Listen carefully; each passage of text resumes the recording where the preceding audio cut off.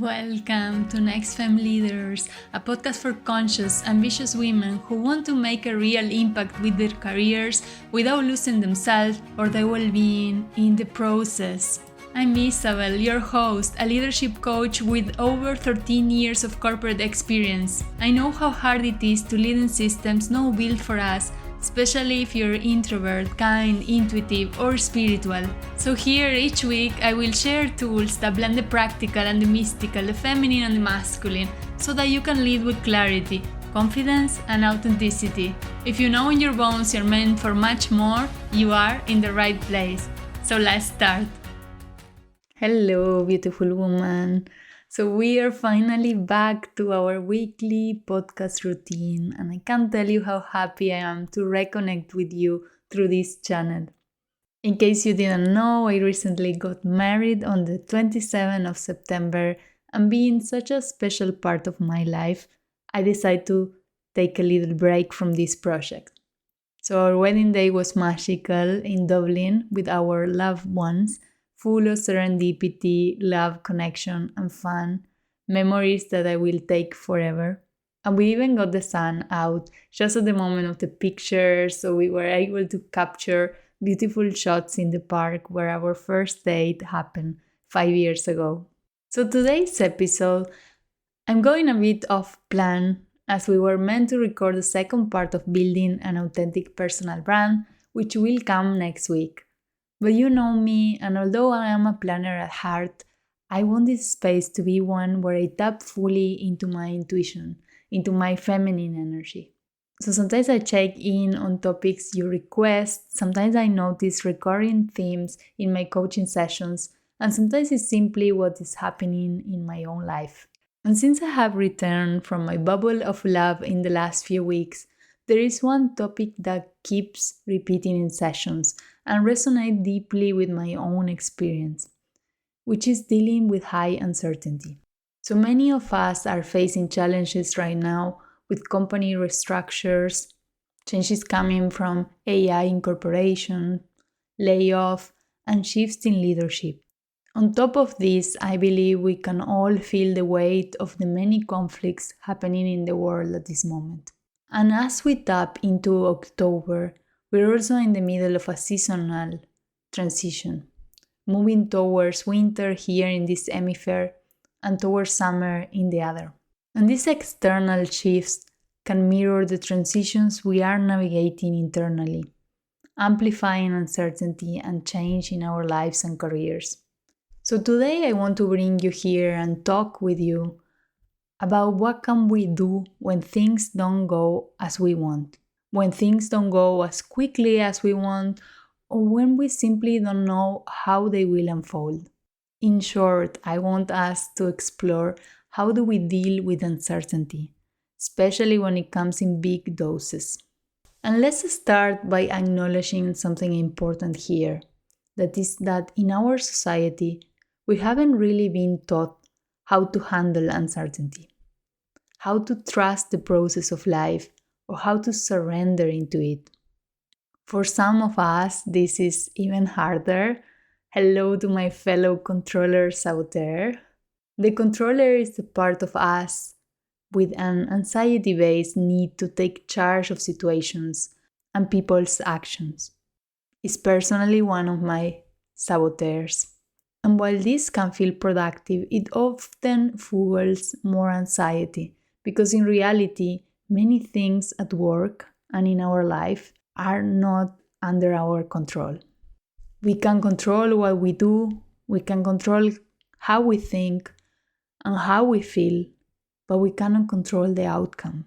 We cannot control the environment. This controller saboteur usually comes from early life experience as a defense mechanism that we adapt when we didn't fully understand the world. Sometimes it's linked to growing up fast, taking charge in chaotic environments, or protecting ourselves from hurt, rejection, or betrayal. But the truth is, this is not always matching our actual childhoods. And for example, in my case, I grew up fully loved and cared for. But what matters more is how we perceive this. how we perceive the environment as a child. And for me, I'm aware that I often mistook control for safety. So, how do we move forward when life feels uncertain? And I want to share today 4 wisdom nuggets that can help us navigate situations we cannot fully control. And I will share these in steps because I believe they have certain order into them. So I believe the first step is to give ourselves space, to give space to the emotions that come with this uncertainty. Changes like job shifts or organizational restructuring can trigger anger, sadness, grief, anxiety.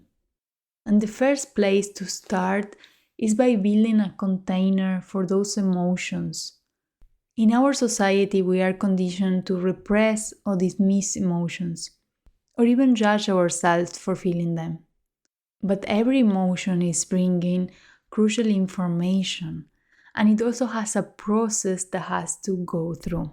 While our workplace might not always provide space for vulnerability, I believe we can always create it in our own lives through reflection, journaling, and of course working with professionals such as coaches or therapists. I think in this moment it's important that we give ourselves compassion. This is not self-pity, but recognition that what we are experiencing is genuinely hard. Understanding that our brains perceive uncertainty as life-threatening, and they are simply doing their jobs by responding with emotions. For me personally, writing, journaling is one of my favorite tools, and the way I do it is just letting my thoughts pour into the page. And whenever I don't like what I wrote, when I feel it's too much, when I feel I will never want to read that again, you can always burn it afterwards. And it can be incredibly liberating. But this exercise of giving space in your life and in your professional life to these emotions that are coming from the situation. Understanding that it's completely normal to have them, but they need a space. So the step 2 is about building inner strength. And the reason I'm saying this in steps is because I think that before tackling into solutions, we need to be grounded and resilient.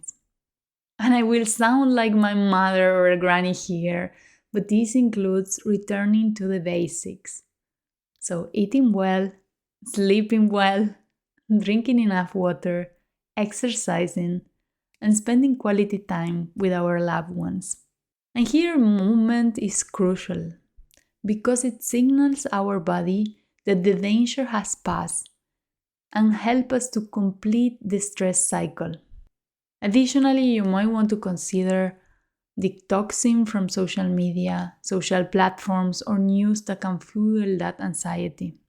I remember in the middle of the pandemic taking the decision of not watching more the news because it was triggering my fear. And in that state of fear, I'm not that creative. I cannot find the best solutions for the problems. So once our minds are clear and grounded, we can approach challenges with more creativity and more presence. We can tap more in our inner wisdom or intuition. But sometimes this might take even a few weeks for us to arrive there. And step 3 is about looking for small wins. This is something I personally use a lot in my own process, and I recommend to the women I work with. The idea is to shift your focus, even briefly, to something you can control. And I know this sounds tricky because we cannot control too many things, but we can control our actions. I actually applied this in a very hard moment for me last year when I couldn't connect with my hope or positivity. For a period of 3 weeks, I decided to focus only on building an exercise routine. I was strength training. I didn't try to solve my situation or overthink it during that period. I just focused on going to the gym and creating a routine that helped me feel stronger. Before the 3 weeks were even over, I noticed already a shift in my mindset, and I was able to approach my challenge with more clarity and more resilience. Other example of something I personally use for small wins is baking. So for me, following a recipe gives me that predictable, tangible result. Also allows me to connect with my hands and gives my mind a break from constant thinking. So this is personally one of my tricks to give myself a win in that situation. So connecting with your creativity, it can look like painting as well. It can look like drawing if something you like, or spending time in nature can be also excellent ways to give yourself a break and experience small victories. These moments, while simple, they also build confidence, resilience, and a sense of control where life feels unpredictable. And the last step, and on purpose I'm stating this as step 4, coming after the first 3. And this is asking ourselves what we can learn from this situation. Looking to the situation with a different perspective, looking in more connecting with our spirituality, and asking ourselves, what is this preparing us for? What opportunity lies hidden here that I haven't seen? Who is the woman that I'm becoming by going through this?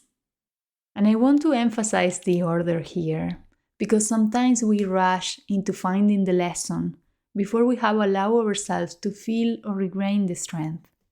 And I'm a positive and an optimist at heart, and I believe there is always light at the end of the tunnel. But courage is required to actually walk through the tunnel before seeing it clearly. So these 4 steps, doing a little recap: honoring your emotions, building inner strength, looking for small wins, and meaning making when you're ready for it. For me, these are ways to navigate uncertainty without losing ourselves, even in high-pressure corporate environments. And remember, this process is not linear, and it's not about forcing positivity. It's about presence, patience, and giving ourselves self-compassion. So now I would like to hear from you. What is your takeaway from this episode?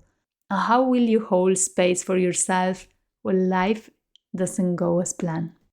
And with that, I will see you next week. Thank you so much for listening to this episode.